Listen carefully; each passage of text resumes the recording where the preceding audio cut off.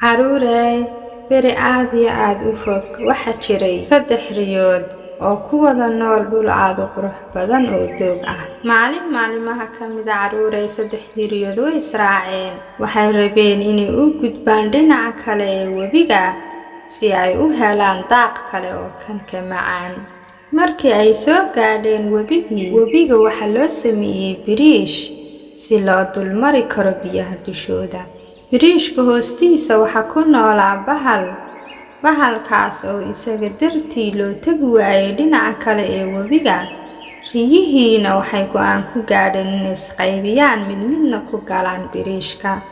caruurey bahalkii markuu maqlay sanqadha waa qoobkii rida markay soconaysay wuu soo koray biriishkii isagoo faraxsan oo isla aad cunteed. ridiina markay aragtay bahalkii inuu hortaagan yahay waxay ku tiri, anigu waan yarahay hilib badanna ma lihi, laakiin walaashay ayaa iga daba imanaysa iyada sii sug. bahalkiina wuu ogolaaday inay socoto, iyaduna si dhaqsaha ayay ku gudubtay biriishkii.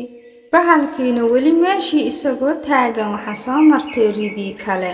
waxaanuu damcay inuu cuno, laakiin waxay ku tiri, walaashayda iga weyn ayaa soo socota, hilib fara badanna way leedahay oo waa mid buuran, aniga ifasax oo iska keensiidaa. caruurey bahalkiina wuu ogolaaday inay socoto uu iska daayay. ridii saddexaad markay soo martay biriishka dushiisii bahalkii sanqadhi ayuu maqlay waanuu hor istaagay isagoo rabay inuu cuno.